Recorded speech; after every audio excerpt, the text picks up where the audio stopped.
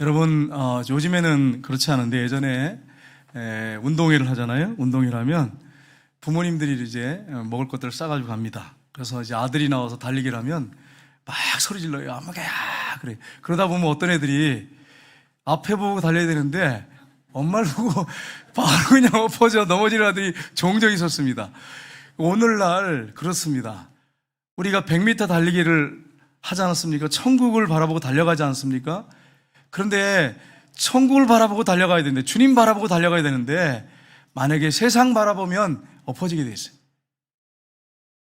여러분, 지난주에 뉴스가 막 한동안 계속 떠들잖아요. 한 주간 계속 떠들렸잖아요. 그랬더니 숫자가 그냥 확 줄어버렸어. 60명 정도, 50명 정도 확 줄더라고요. 그러니까 여러분, 뉴스가 막 떠들면 확 줄어버리고, 뉴스가 가만히 있으면 교회 나오고, 여러분 이걸 참 고민해 보셔야 돼. 하나님 받으셨기 때문에 우리가 뭐 비난하거나 뭐 평가하고 우리가 그래서는 안 됩니다. 우리가 받아야겠지만, 이러한 상황 가운데 내 믿음이 어디까지 왔는지, 내 믿음이 진짜 믿음인지, 세상이 무슨 얘기를 해도 변함없이 꿋꿋이 걸어갈 수 있는 믿음인지, 좁은 길을 예수님 바라보고 천국 바라보고 달려갈 수 있는 믿음인지, 이 부분을 좀 우리가 살펴봐야 돼요. 그 길이 제자의 길 아니겠어요? 예수님 진짜 제자의 길 아니겠어요? 종교 생활하는 게 아니잖아요. 그렇게 되면 예수님 바라보고 달려가면 진짜 제자의 길 가는 거죠. 여러분, 이 아리안테나에 후안 카를로스 목사님이 계십니다. 이 목사님이 책을 썼어요. 제자입니까? 라고 하는 책이 있습니다. 거기에 보면 어떤 내용이 나냐면, 이분이 한 184명 되는 그런 교회에 부임을 하셨어요. 그래가지고 2년 동안 부교육자들하고 열심히 기도하고 막 뛰었어요. 열심히 이벤트도 하고. 그래서 2년 만에 600명이 됐어요. 그럼 몇 배 성장이에요? 3배로 성장했어요. 2년 만에. 너무 신나죠? 기쁘잖아요. 그 말씀을 보고 기도하는 가운데 막 불편한 거예요. 마음이 왠지 모르게. 부흥하면 신나고 기뻐야 되는데 많이 왜 이상하게 불편한 거예요. 기도하면 할수록. 그래서 이제 한적한 곳에 가서 말씀을 묵상하면서 기도하기 시작했어요. 근데 성령님이 가슴 가운데 음성을 들려주시는 거예요. 너는 코카콜라 판매하는 것 같이 복음을 전하고 있구나. 리더스 다이제스트 잡지사가 잡지를 파는 것처럼 네가 교회 사역을 하고 있구나. 네가 학교에서 배운 그 모든 술수를 다 써가지고 네가 복음을 전하고 있구나. 네가 하는 일에 내 손길을 느낄 수가 없구나. 그러면서 하신 말씀이 뭐라고 말씀하냐면, 너는 잘하고 있다고 생각하는데 나는 그렇게 생각하지 않는다. 너는 잘하고 있는 게 아니라 살찌고 있는 것이다. 이렇게 말씀하시더래. 그래가지고 회개하고 기도하면서 자신의 목회 방향을 다시 한번 점검했다는 거예요. 교회의 숫자가 많아진다고 해서 그게 성장이고 여러분 잘한다고, 교회가 잘하고 있다고 여러분 생각하시면 안 돼. 살이 쪄고 비대해질 수 있는, 점점 비대해지는 거죠. 좋지 않는 것들이 살로 가면 점점 비대해지잖아요. 여러분 그렇습니다. 교회가 점점 비대해졌잖아요. 우리 교회가, 한국교회가 비대해졌잖아요. 근데 문제는 뭐예요? 잘하는 게 아니었어요. 잘하는 게 아니었어요. 이분의 지적이에요. 그래서 이분이 그 다음부터 한 영혼 거듭나기 위해서 힘쓰고 제자 훈련시켜서 빠르게 믿음 길 걸어가도록 하고 세상의 빛과 같은 사명 감당하도록 훈련시켰다고 하는 그런 내용이에요. 제자입니까? 라는 책에 나오는 내용입니다. 여러분, 교회가 숫자가 많아지는 게 부흥이라고 생각하시면 안 돼요. 부흥이 아니에요. 비대해지는 거지. 진짜 부흥은 한 사람 한 사람이 예수를 믿고 회심하고 거듭나서 훈련받아서 세상에 나서 그곳에서 어두운 가운데 빛의 역할을 감당하는 거. 빛의 역할을 감당하는 것이 바로 그게 제자의 길을 걸어가는 거예요. 그게 진짜 부흥인 거예요. 근데 한국교회가 잘못되어 있잖아요. 그걸 부흥이라고 생각하고 있단 말이에요. 우리가 이런 부분을 한번 잘 생각해 보고 우리 교회는 어떤가 하는 것을 한번 살펴봤으면 좋겠어요. 내 자신을 돌아봤으면 좋겠고 여러분도 한번 돌아봤으면 좋겠어요. 부흥이, 진짜 부흥이 뭔지 이 부분을 정말 잘 생각해 보셔야 돼. 한국교회가 막 부흥한다 좋아서 했잖아요. 지금 어떻습니까? 계속해서 곤두박질 치고 있잖아요. 코로나 때 완전히 초토화되고 있잖아요. 이걸 부흥이라고 말할 수 있어요? 비대해진 건데. 이런 부분을 우리가 잘 생각해 보셔야 됩니다. 오늘 읽은 본문 말씀해 보시면 진짜 제자가 무엇인지, 제자의 길이 무엇인지를 예수님이 잘 보여주고 있는 말씀이 오늘 본문의 내용입니다. 여러분, 예수님이 오늘 본문 이전까지는 회개하라 천국이 가까운 이라 복음을 전하시면서 혼자 사역을 하셨어요. 근데 오늘 본문 이후는 12제자와 함께, 제자들과 함께 본격적으로 사역을 시작하는 내용이 이제 시작이 됩니다. 이게 10장부터 시작이 됩니다. 근데 여러분, 여기서 기억할 게 있습니다. 예수님이 이 땅에 오신 목적이 뭡니까? 우린 다 알고 있어요.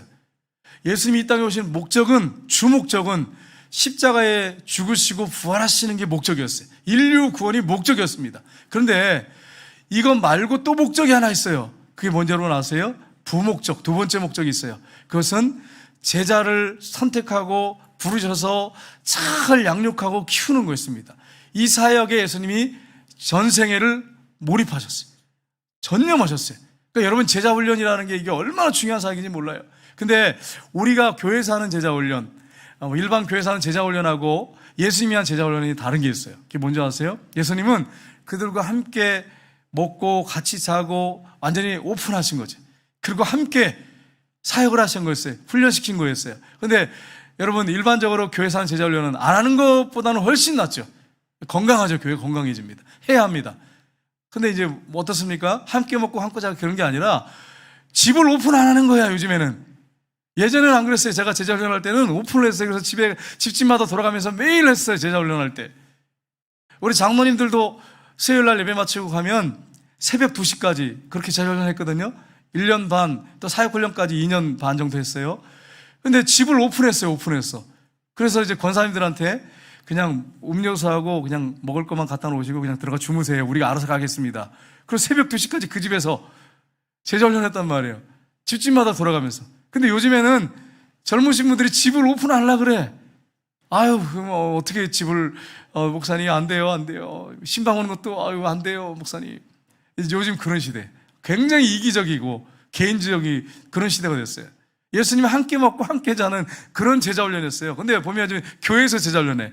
집을 오픈하니까. 이게 정말 여러분 제자 훈련이라고 할 수 있는가? 집을 돌아가면서 해도 부족한데, 뭔가 좀 부족한데. 여러분, 이런 부분을 잘 생각해 보십시오. 근데 예수님은 3년 동안 그들과 함께 먹고 함께 자고 같이 보여주시면서, 직접 보여주시고 기적을 행하시면서, 그러면서 24시간 같이 계시면서 훈련하셨어요. 이게 진짜 훈련이죠. 이렇게 돼야 됩니다. 그래서 오늘 본문 말씀을 통해서 예수님의 제자란 어떤 사람입니까? 라고 하는 부분을 우리가 살펴보긴 합니다. 첫 번째는 예수님께서 선택하시고 부르신 사람입니다. 여러분, 교회에 처음 새 신자가 오면 이분은 제자가 아니에요. 처음 교회 오면 그냥 교인이에요. 교인. 거듭나지도 않았어. 그냥 누가 전도해서 따라온 것 뿐이에요. 앉아서 예배 드리고. 이게 3년, 4년, 5년인 분도 있어요. 희한하죠. 변화가 죽어도 안 되는 분이 있어요. 교인으로 머물러 있어요. 그런데 중간에 예수님을 구주로 영접하고 주인으로 모시고 성령에 의해서 거듭나가지고 이제 구원의 확신 갖게 됐고 너무 감격해하는 성도가 있습니다. 이 성도. 근데 성도인데 문제는 뭐냐면 대부분 일반적으로 보면 뭔가 좀 부족해. 세상에 나서 빛과 소금 역할을 감당 못하고 그냥 교회 와서 예배 드리고 그냥 간단한 봉사 정도 하는 것으로 만족해. 이 성도예요. 분명히 거듭난 건 맞아. 성령이 역사하는 건 맞는데 뭔가 좀 부족해. 그런데 거듭나서 이제 교회에서 헌신하면서 말씀으로 양육받으면서 훈련받고 세상에 나가서 빛과 소금 역할을 감당하려고 하고 예수님이 가신 그 좁은 길, 남들이 안 가는 그 길, 헌신하고 희생하는 그 길 가는 사람이 있어요. 예수님 따라가는 거예요. 자기 십자가를 지고 따라가는 사람이 있어요. 자기를 부인하면서 따라가는 사람이 있어요. 이 사람이 제자죠. 나는 이 교인, 성도, 제자 중에서 어떤 부류에 속하는가 한번 가만히 생각해 보세요. 제자의 길을 가게 원하세요? 제자의 길을 가게 원하세요? 여러분, 제자는 우리 주님이 선택하시고 부른 사람이 제자입니다. 한서기관이 똑똑하고 잘난 사람이죠. 존경받는 그런 지도자지요. 그가 예수님께 와서 예수님, 내가 주님의 제자가 되겠습니다. 그렇게 얘기했어요. 그때 예수님 뭐라고 말씀하셨어요? 여우도 굴이 있고 공중에 나는 새도 거처가 있을 때 인자는 머리 둘 곳이 없도다. 그랬더니 안 따라왔어요. 여러분, 예수님이 선택하고 부르셔야 제자지 자기가 원해서 제자가 되는 게 아니에요. 물론 이제 우리 성도님들 중에는 전도해가지고 아니면 아내 때문에 억지로 끌려오는 경우가 있어요. 제자라고 말할 수 있겠어요? 여러분 생각해 보세요. 억지로 끌려오는 거죠. 진짜 성도 제자는 주님이 선택하시고 부르는 사람이에요. 여러분, 이 사실을 여러분 가만히 한번 생각해 보시면서 나는 주님이 선택해가지고 부르신 사람인가? 그냥 끌려 나온 사람은 아닌가? 그냥 뭔가 종교 중에 하나 선택해서 믿긴 믿어야겠는데 그냥 기독교 괜찮은 것 같아서 온 사람인가? 우리 집안은 다 기독교 집안이니까 안 믿을 수가 없어서 그냥 앉아있는 건 아닌가? 그냥 교인은 아닌가? 교인인지 성도인지 제자인지 이런 부분을 한번 여러분 자신의 가슴에 손을 얹고 여러분 점검해 보셔야 돼요. 진짜 제자는요, 훈련받고 있고 주님의 길을 걸어가는 사람은요, 교회에서 헌신하고 충성하다 상처받기도 합니다. 교회에서 상처받아요, 여러분. 저도 상처 주는 경우도 있어요, 여러분. 오해하지 마세요. 저도 상처를 줘요, 솔직히 얘기해서. 저도 상처받는 경우 많이 있었어요. 저도 모태신앙이에요. 근데 교회 다니다가 목회자들 때문에 상처받는 경우가 많이 있었어요. 솔직히 얘기해서. 여러분도 그런 분이 계시면 언제든지 전화하세요. 그래가지고 목사님 어떻게 그럴 수가 있습니까? 목사님이 나한테 이렇게 상처를 주셨어요. 이렇게 여러분이 말씀하시면 제가 회개할 테니까 혹시 그런 분이 계시면 전화하시고 뒤에서 얘기하지 마시고 목사님이 나한테 이렇게 상처를 줘가지고 막 힘들어 죽겠다 이렇게 하지 말고 뒤에서 하지 말고 다른 사람을 통해서 들려오게 하지 말고 여러분이 직접 전화하세요. 아니면 여러분이 목사님 저하고 좀 할 얘기가 있습니다 이렇게 하시든지 식사 좀 합시다 이렇게 하든지 그렇게 해서 여러분의 마음을 얘기하셔야 돼요. 여러분, 제자는요 교회에서 상처받을 수 있어. 목회자를 통해서 중직자 때문에 상처받을 수 있어요. 그러나 제자의 길을 걸어가는 사람은 주님 바라보고 걸어가기 때문에 좁은 길을 걸어가기 때문에 그런 길을 가면서도 원망불평하지 않고 감사하면서 물론 인간이기 때문에 흔들리기도 하지만 꿋꿋이 걸어가는 사람이에요. 나는 주님의 선택을 받고 부름받은 제자인가 하는 부분을 여러분이 생각해 보셔야 돼요. 점검해 보셔야 돼요.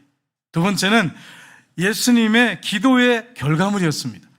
예수님께서 12제자를 선택하고 부르시는데 그 전에 하신 일이 있어요. 우리 성경 구절 한번 볼까요? 우리 그 전에 한번 보겠습니다. 요한복음 15장 16절 12장 같이 읽겠습니다. 우리 요한복음 15장 16절 상반절 같이 읽겠습니다. 너희가 나를 택한 것이 아니요 내가 너희를 택하여 세웠나니. 아멘. 누가 택했어요? 주님이 택했어요. 그리고 요한복음 15장 19절 보겠습니다. 같이 읽겠습니다. 너희가 세상에 속하였으면 세상이 자기의 것을 사랑할 것이나 너희는 세상에 속한 자가 아니요 도리어 내가 너희를 세상에 선택하였기 때문에 세상이 너희를 미워하느니라. 아멘. 왜 뉴스에서 그렇게 기독교인들을 힘들게 할까? 왜 교회를 그렇게 비방하고 목회자를 비방할까? 여기 나와 있잖아요. 예수님 말씀하셨어요. 주님이 선택하셨기 때문에 세상에 선택하셨기 때문에 세상에서 미움받을 수밖에 없는 거예요.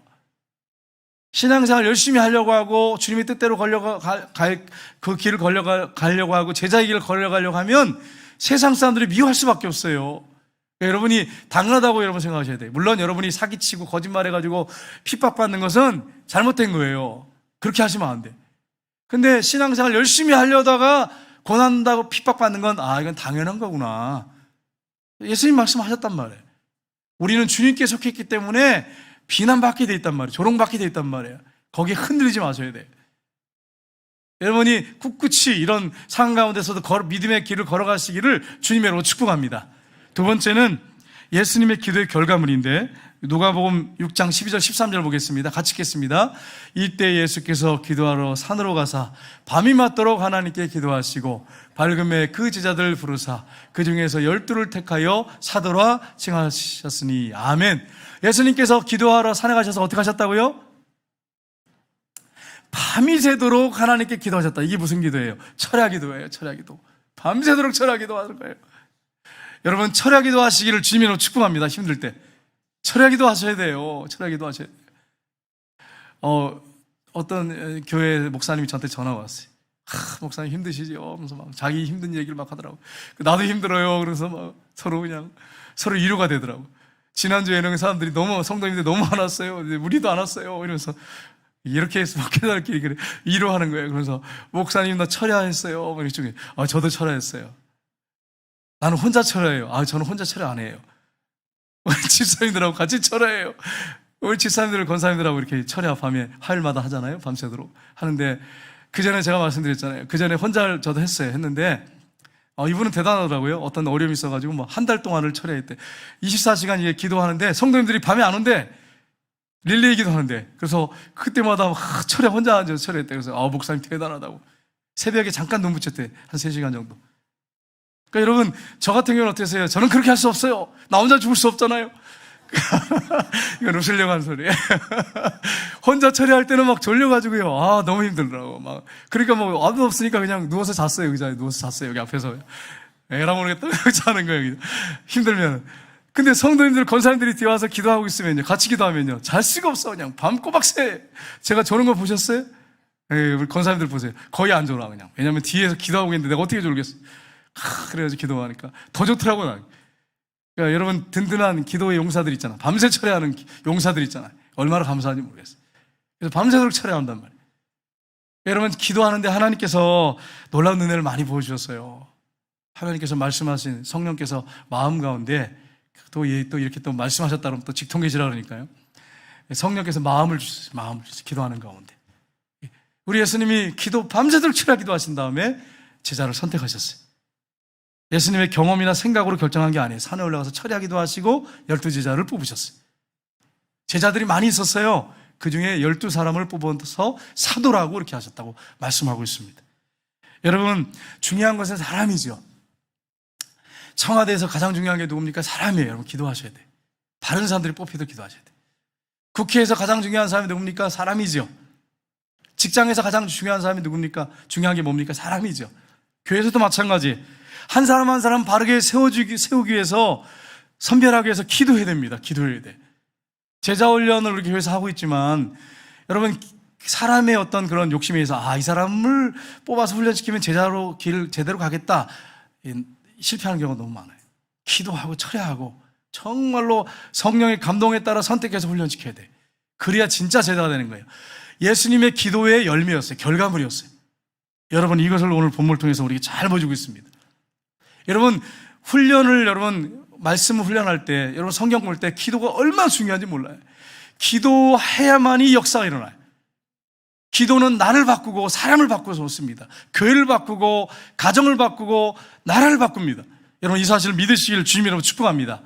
음악가인 하이든을 보십시오. 그가 기독교인이었는데 아주 독실한 크리스찬이었어요. 근데 여러분, 예술가들은 어떻습니까? 음악가들은요, 영감이 있어야 되잖아요. 작곡하려면. 또 재정적으로 어려웠단 말이에요. 너무 힘들었어요. 자기 이제 동료들하고 만나가지고 얘기를 하는데, 나는 힘들어 죽겠다. 영감이 떠오르지 않는다. 작곡이 안 된다. 나는 경제적으로 어려워서 힘들어 죽겠다. 그러면 이제 서로 이 얘기를 하다가 갑자기, 그러면 어떻게 이걸 해결하느냐? 나는 술을 마신다. 나는 산에 들어가서 조용히 거기서 안식을 취하면서 영감을 얻는다. 다양하겠죠. 바닷가에 앉아서 영감을 얻는다. 다양했는데, 하이드는 이렇게 얘기했습니다. 나는 우리 집에 작은 골방을 만들어 놓고 경제적으로 어려울 때, 영감이 떠오르지 않을 때 엎드려서 기도한다. 기도하는데 놀라운 것은 엎드려 한참 기도하다 보면 빛이 떠오른다. 작은 빛이 떠오른다. 난 그 빛을 안고 나간다. 이렇게 고백했어요. 여러분, 그렇습니다. 기도할 때 영감을 하나님이 주시고 빛을 주십니다. 그 빛을 가지고 나가서 세상에서 승리한 사람이 누구냐면 그리스도인입니다. 기도의 용사들입니다. 여러분과 제가 그렇게 되기를 주님으로 축복합니다. 기도할 때 하나님이 역사하세요. 기도할 때 역사하세요. 제가 계속 교회에서 예배드린 걸 고집하고 계속 우리 장로님들과 함께 이렇게 나가는 것은 제 힘이 아니에요. 저도 막 힘들어 죽겠어요. 핍박하는 사람도 있고 막 얘기하는 사람도 있어요.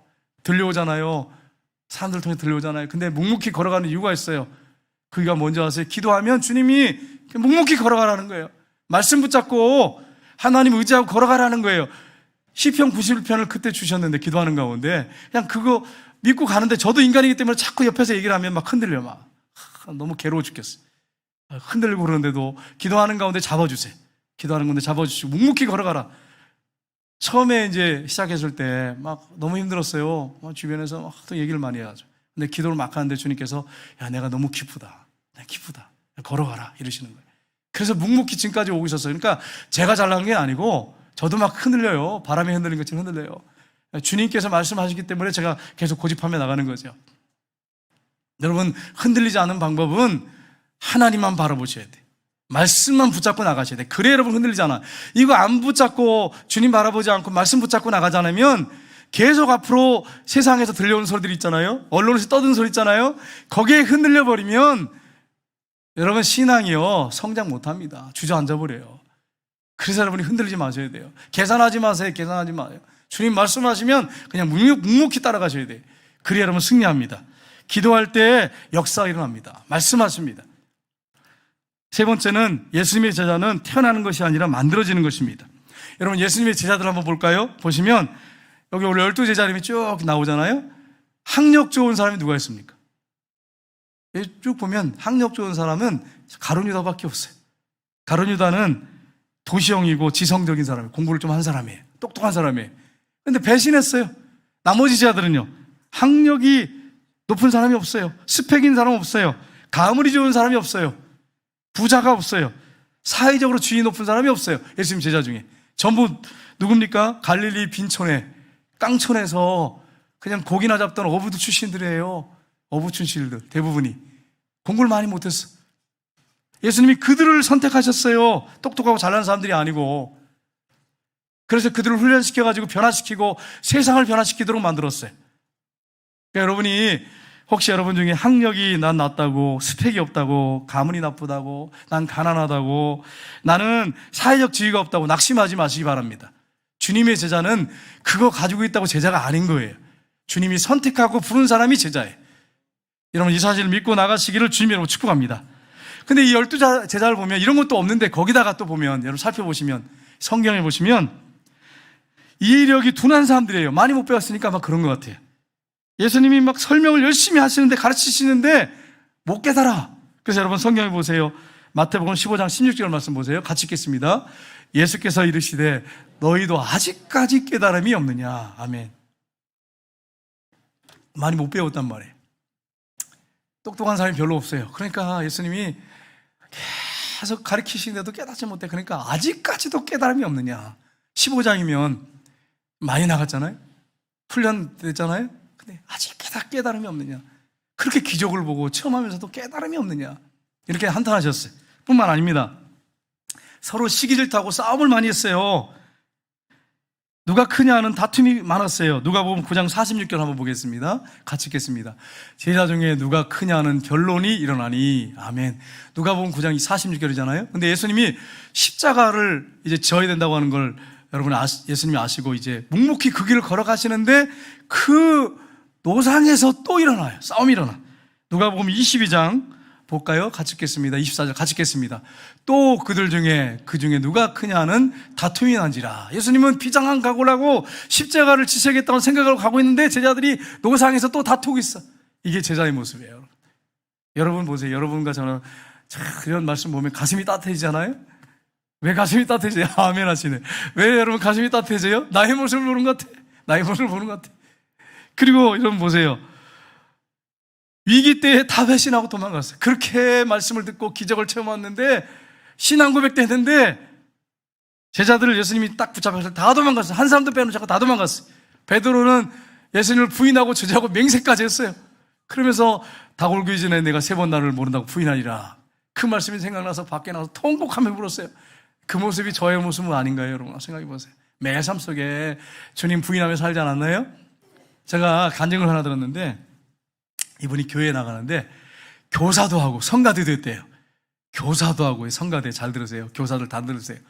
근데 17년 동안 직장 생활하는데 교회 다닌단 말 한마디도 안 하고 숨겼대요. 그리고 절대 얘기 안 돼요. 교사 성가대인데 말도 안 했대요. 왜냐하면 불이익 당할까 봐. 그리고 술자리에서 적당히 많이 마시지 않고 적당히 술 마셔주시고 그러면서 이제 옆에 성경책은 또 부적처럼 갖고 다니는데 사고 안 당하려고. 여러분 중에 혹시 성경책을 부적으로 갖고 다니시는 분들 회개하시기를 주님으로 축복합니다. 그래가지고 물어본대요. 어떤 사람이 갖고 있는데 어떻게 교회 다니세요? 그러면 교회는요 우리 아내가 교회 다닙니다. 자기는 교사 성가대하면서 17년 동안 그러고 다녔대요. 그러고 다녔대. 그러다가 교회에서 어떤 어려움이 있으니까 시험 들어가지고 교회도 안 나간 거예요 이제. 그래가지고 핍박하는 거야. 가족들 막 핍박하는 거야. 여러분 교회 다니다가 안 다니는 사람들은 정말 핍박 심합니다. 아는 게 많잖아요. 또 들은 게 또 많잖아. 그러니까 아주 집요하게 공격을 해. 얼마나 힘들겠어. 이 중에도 교회 다니다가 이제 여러분 쉬면 주변 사람들, 믿는 사람들, 힘들게 하는 사람들 되게 많아요. 쉬지 마시기를 주님으로 축복합니다. 핍박자가 된다니까요. 막 핍박하는 거예요. 근데 두 아들이 생일을 맞이해가지고 카드를 썼대요. 카드를. 아빠, 우리에서 오는 통일이 아니라 우리에서 오는 아빠와 함께 교회 나가는 거예요. 그래가지고 생일 때 그 카드를 써주셨더래요. 방문 앞에 붙여놨더래요. 그래서 감동이 돼가지고 그래 가자 그래가지고 교회를 나가기 시작했대. 근데 이제는 아무것도 안 하잖아요. 겸손하게 계급장 다 띄고 이제 앉아가지고 은혜 받는 거예요. 듣다가 예수님이 당신을 위해서 십자가 못 박혀 죽으시고 3일 만에 부활하셨습니다. 성경대로 3일 만에 부활하셨습니다. 그리고 믿을 만한 증거를 부활을 통해서 확실하게 주셨습니다. 이 말씀을 듣다가 회개가 터지고요. 입이 막 안 다물어지더래요. 사단이 떠나가고 눈물 콧물 나고 얼마나 울었는지 모르는데요. 회개하고 막 기도하기 시작했대요. 말씀 보기 시작했대요. 그러고서는 전도를 하기 시작했대요. 가가지고 나 크리스찬입니다. 그러고 솔직하게 고백하고. 근데 그 동료들 중에 이제 회사에 문제가 생겨서 경찰서에 불려간 사람이 있대. 가가지고 이제 조사를 받는데 거기 가가지고 기다려주고 먹을 거 사주면서 예수님이 당신을 위해서 죽으시고 부활하셨다고 복음을 전하니까 이 사람이 그 자리에서 예수님을 구주로 영접하더래. 경찰서 안에서 예수님을 영접하더래. 직장의 동료들한테 계속 복음을 전하고. 그래서 이 작은 소모임 모임을 예배 인도하는 사람이 됐다고 자기가 그렇게 고백을 했어요. 17년 동안 교사 성가대 숨기고 다녔던 사람이. 무늬만 교인이죠. 교인이에요, 교인. 그러다가 이분이 예수님을 인격적으로 만난 거예요. 부활하신 예수님을 만난 거예요. 부활을 통해서 확실한 믿을 만한 증거를 주셨잖아요. 당당하게 전할 수 있잖아요. 부활하셨는데 예수님이. 그래서 복음을 전하니까 막 죽어가는 영혼들이 돌아오고 예배를 직장 안에서 신회를 만들고 교회 예배 인도를 하는 교회처럼 예배 인도하는 그런 분이 됐어요. 여러분 그렇습니다. 부활하신 주님이 그렇게 하신 거죠. 여러분과 제가 부활하신 주님을 확실하게 믿는다면 여러분 정말 우리가 변화된 신앙생활을 해야 됩니다. 예수님이 제자를 부르실 때는 그 현재의 모습을 부르신 게 아니라 미래의 변화될 모습을 보고 부르신 거예요. 저 여러분이 지금 모습이 아마 이분과 같을지도 몰라요. 17년 동안 교사 성가대하면서도 교회에서 절대로 교회 얘기 안 하고 교회 안 다닌단 말 안 하고 저 여러분의 모습이 이럴 수 있어요. 근데 우리 예수님이 저와 여러분을 선택하고 부르신 것은 현재의 모습을 보고 부르시고 선택한 게 아니라 미래의 변화될 모습을 보고 여러분 선택하고 부르신 거예요. 여러분 낙심하지 마시길 주님으로 축복합니다. 위로가 되시죠? 저도 위로가 돼. 제 모습을 보면 좀 답답할 때가 많아. 어쩔 때는 미래의 모습을 보고 부르셨단 말이에요. 나중에 여러분 베드로 보세요. 요한 12제자 어떻게 됐어요? 예수님 버리고 도망갔던 제자들이 다 순교했단 말이에요. 십자가 부활 전하다가 순교했단 말이에요. 여러분 담대하세요. 여기 중에 아마 이 중에도 한 20년 동안 교회 다니면서 교회 안 다닌다고 속이고 다니는 분도 있을 수 있어요. 이 중에 낙심하지 마세요. 절망하지 마세요. 주님께서 미래를 보고 여러분을 선택하셨어요. 저도요 목사지만 솔직히 얘기해가지고 어디 가서 목사란 말 못할 때도 많아요. 솔직히 얘기해서 당대하게 말할 때도 있지만 어떨 때는요 하도 요즘에 부끄러워가지고 요즘 같은 말도 못하겠어 창피해가지고. 여러분 이런 사실 아시고 그러나 담대해야죠. 담대하게 얘기해야죠. 나 목사라고 성도라고 얘기해야죠. 여러분 요즘 시대가 그렇습니다. 그러나 흔들리지 마세요. 우리 주님이 앞으로 여러분을 훈련시키시고 변화시켜가지고 깨트려가지고 훌륭한 제자로 만드실 걸 여러분 기대하시고 나아가시기를 주님으로 축복합니다. 네 번째는 예수님의 제자들은 보내심을 받기 위해서 부름받은 사람입니다. 우리 1절 2절 한번 볼까요? 같이 읽겠습니다. 예수께서 그 12제자를 부르사 더러운 귀신을 쫓아내며 모든 병과 모든 약한 것을 고치는 능력을 주시니라. 12사도의 이름은 이러하니라. 아멘. 여러분 여기서 좀 이상한 거 못 느끼셨어요? 뭐가 다르죠? 뭐가 다른가요? 다른 게 있어요. 12제자를 부르셨는데 나중에 뭐라고 불러요? 12사도라고 불러요. 12제자를 부르사 그런데 나중에는 12사도라 그래요. 여러분 사도란 말이 뭡니까? 헬라어로 보면 아포스톨로스란 단어예요. 보냄을 받은 자 이런 뜻이에요.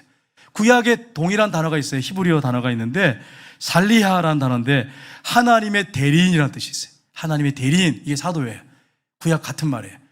그러니까 제자로 부르셨는데 선택하고 부르셨는데 부른 사람은 거기에 멈추면 안 돼요. 훈련받고 양육받아서 세상을 향해 나가서 빛과 소금의 칼을 감당한 사람들, 이게 사도인 거예요. 저 여러분은 사도입니다. 여러분 오해하지 마세요. 진짜 사도의 어떤 직분을 나타나는 게 아니라 세상으로 보냄받은 사람이라고 하는 거예요. 그런 의미에서 여러분과 저는 사도라는 거예요. 제자로 머물러 있으면 안 되는 거예요. 세상에 나가야 돼. 나가서 빛과 소금의 역할을 감당하고 세상을 변화시키는 사람이 되어야 됩니다. 여러분과 제가 그렇게 되기를 주님으로 축복합니다. 여러분 교회에서 잘 훈련받아야 돼요. 양육받아야 돼요. 그래 여러분 나가서 세상을 변화시킬 거 아니겠어요? 훈련 양육받아도 안 되잖아요, 여러분. 때로는. 그런데도 안 받으려고 그래, 안 받으려고 그래. 여러분 좌파들 보세요. 공산 이런 간첩들 보세요. 와가지고 어떡합니까? 쪽방을 얻어놔. 대학천에 쪽방을 얻어서 간첩들이 얻어놓군요.